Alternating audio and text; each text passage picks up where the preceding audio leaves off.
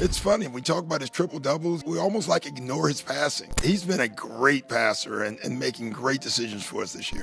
Doc Rivers said today in pregame that he's hopeful that Chris Middleton will be back at some point here soon. I can't believe this is actually happening. I mean, just about a month ago, we were talking about how the Milwaukee Bucks made a horrific mistake, firing their old head coach and hiring Doc Rivers in the middle of the season and trading Drew Holiday for Damian Lillard. And now, all of a sudden, everything's changed for the Milwaukee Bucks. Giannis Antetokounmpo went from a player that is possibly going to get traded to a player that could be representing the Eastern Conference in the NBA Finals. How did we get here? How did this happen? What changed for the Bucks? So, before we get to the content, make sure you drop like, subscribe, and turn on our notifications to help this channel grow. Now that we get all of that out of the way, do the intro.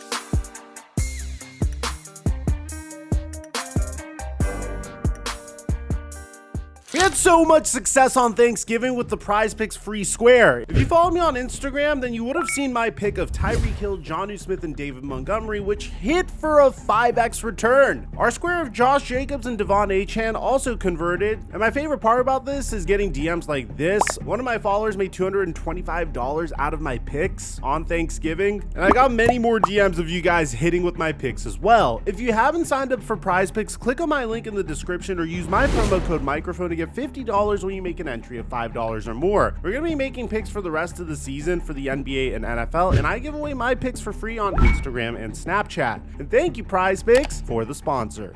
Mic check 1 2 1 2. What's going on, everybody? The Milwaukee Bucks are on absolute fire, people. After winning 7 games in a row, 9 of their last 10, and going 4-0 through the group stage of the NBA Cup, there are not many teams in the NBA at the moment, if any at all, that look more dangerous. So I literally can't believe what I'm about to say, but Doc Rivers has the Milwaukee Bucks clicking on all cylinders. Now remember, the Bucks lost 6 of their first 7 games of the season, and we're dealing with all sorts of rumors about the need to trade their franchise cornerstone and one of the best power forwards of all time in Giannis Antetokounmpo. They now sit above 500 and have quelled all the noise for the time being, but there are some serious talks going on. Not only had people begun considering the Dame Giannis experiment to be an irrevocable failure that just hadn't been accepted yet, but Giannis's contract also played an integral role in the team's assessment for their future, being that he has a player option in the 2027-28 season, as well as will hit unrestricted free agency in 2029. It's only right that the Bucks would have begun to look at all their options. But before I go on, I wouldn't be doing my job if I didn't remind you guys how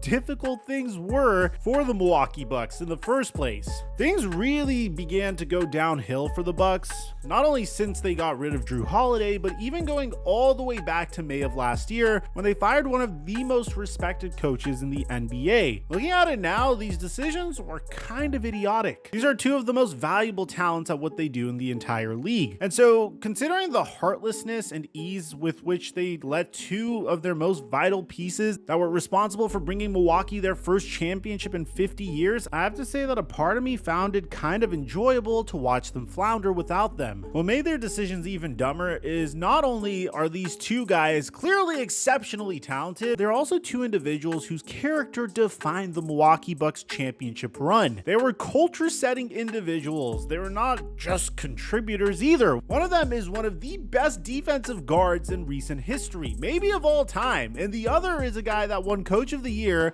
after leading the freaking Atlanta Hawks of all teams to 60 wins back in 2014, and also won Milwaukee its only championship. But of course, if the Bucks had actually been winning, and had they not gone out to Indy in the first round of the playoffs last year, then this would of course be an entirely different conversation. There would have never been rumors about Giannis leaving, or even absurd stories about Damian Lillard getting traded to the Los Angeles Lakers of all teams. After all, they were supposed to join together to make literally the single best duo in all of basketball. But things are what they are, and just a little while ago, the Bucks were staring 2-8 in the face. And not to keep ragging on the man who has received his fair share of criticism in recent years, but ever since Adrian Griffin was let go in the middle of last season and was replaced by by Doc Rivers of all available candidates, people lost even more faith in the Milwaukee Bucks. And the funniest part about all this is Doc Rivers didn't really seem too excited to coach the Bucks. And I've never done this. I wouldn't wish this on anyone. I can tell you that just from the day and a half. But it's going to be a challenge. I'm a coach. I love coaching. I will say I wasn't going to coach, though, ever, unless I wasn't just going to take a job. I have been contacted several times this season, and I wouldn't even take the call. So I was dead serious that if the right opportunity opened, I would listen. If not, I was fine. And I love coaching. Why did you answer this call? Because, I mean, come on, you know the answer. Giannis, Dame, really, that's the answer, right? What is it, 8 teams that have a legitimate shot? And I don't know if it's that high, but the Bucks are one of them, right? Personally, I'll be honest, I told our owners when they called, I said, I think I don't understand why you're doing this, and they said, one of the things they said was, well, it doesn't matter. We've done it now, and we want you. And so that was a tough one.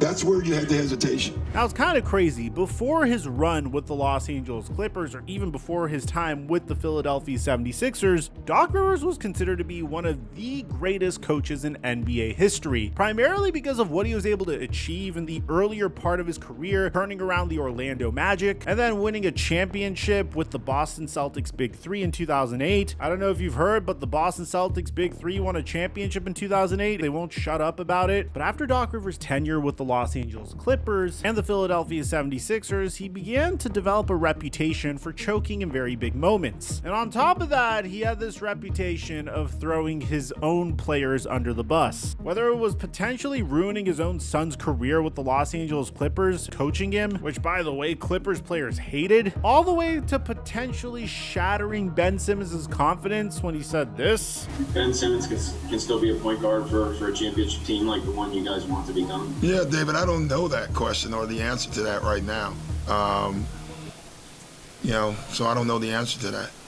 All these negative moments began to make people think that Doc Rivers wasn't a great head coach, and as a matter of fact, he may have robbed the Boston Celtics of winning more championships during his run with them. All of this are reasons of why some people quite literally consider Doc Rivers to be the single worst coach in NBA history. But despite all of these problems, the Bucks' immensely talented roster has finally started to gel, and with that gelling, the rest of the NBA has been put on notice. In a season where Nikola Jokic seems destined to win yet another MVP, with performances like his recent 40-point triple-double against the Washington Wizards, the Greek Freak has begun to make some serious ground on the Nuggets star. A lot of that has to do with a developing rapport with Damian Lillard. The confidence that the two have begun playing with together has been really awesome to see. I have to say, it's also just really fun to watch when they're clicking. It's something that perhaps people expected a bit too quickly from two superstars, but being that it's finally beginning to pay dividends, Giannis actually spoke on it earlier this week during a post-game interview after yet another win, and it definitely is making Bucks fans feel more optimistic. Watch.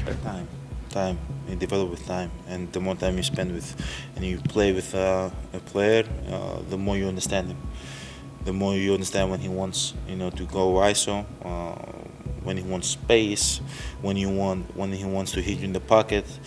When he's looking to pay, the more you understand, it's time. I feel like we're going to our second year playing together, and our chemistry has been incredible so far. I don't care who you are, Cleveland, Orlando, Boston, whoever, the last thing that any of those teams want to see, or anyone else even in the West for that matter, is the sleeping giant in Milwaukee to wake up. Because not only has Dame shown that he is capable of leading the Bucks without Giannis over a likely playoff team in the Miami Heat, but we also can't forget that Giannis's top running mate for years and 3-time All-Star Chris Middleton hasn't played at all this season due to the fact that he had 2 separate surgeries in the offseason, one on each ankle, which brought us to the realization that when Middleton does eventually come back, Giannis and Dame are going to be in full groove. Then you add Middleton to the mix, and this Bucks team is only going to get that much better. As a proven number 2 option on a championship team, Chris Middleton is going to give the Milwaukee Bucks a consistent proven scorer and wing defender. Therefore, you have to kind of consider that they're going to leapfrog teams like the Magic, Knicks, and Cavaliers and become the top threat to Boston in the East. Someone who's identified this huge need for the Milwaukee Bucks is none other than ESPN's Shams Charania, who had this to say about it.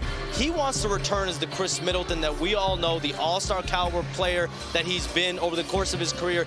Doc Rivers said today in pregame that he's hopeful that Chris Middleton will be back at some point here soon. They need that all-star back in the lineup. Which brings us to this big question. When Chris Middleton does come back, and with Damian Lillard looking more comfortable, how far will Giannis Antetokounmpo be able to take the Milwaukee Bucks? And make no mistake about it, this is still Giannis's team. And not only is it his team, but he is having the single best season of his career to date. He is currently not only averaging the most points per game of his career at 33, as well as his highest field goal percentage mark at a ridiculous 62% from the floor, but most importantly, he's averaging the most assists per game in his career at nearly 7 per night. And this is something that Doc recently acknowledged in an interview, stating that, And listen, Giannis passing does not get enough shine. It's funny, we talk about his triple doubles, we almost like ignore his passing. He's been a great passer and making great decisions for us this year. not only do his numbers back it up, but if you watch his tape, you can see exactly what I'm talking about. These are skills, like many others, that he didn't come into the league with. I mean, just look at some of these passes, whether working in the interior with Bobby Portis, working off the catch in the pick and roll, coming down the court as the primary ball handler, or working in the post. He has shown a much greater diversity as a distributor than I think we all have realized or given him credit for. And this is what the greats do. They adjust their game to dominate in a league that is constantly changing. In a league where distributing and playmaking in an open space become more and more valuable, Giannis has learned to expand his skill set. However, if you ask me, it's not just this, but it's his increased willingness to become a playmaker that is responsible for a lot of the Bucks' turnaround. Yet this doesn't change the question. With this addition to his game, along with the eventual return of Middleton, is it all enough to thrust them back into legitimate championship contention? Maybe. But this is where I want to shine a light on one specific move that they could make that actually has some decent traction to it and could help them give the Celtics a real run for their money. It's been rumored by more than one source that the Brooklyn Nets could wind up trading Cam Thomas to the Milwaukee Bucks. Being that the fourth-year pro out of LSU is currently averaging 25 points per game, this would obviously give Bucks opponents a whole new problem to deal with. After all, Milwaukee knows firsthand just how difficult it can be to contain the isolation specialist,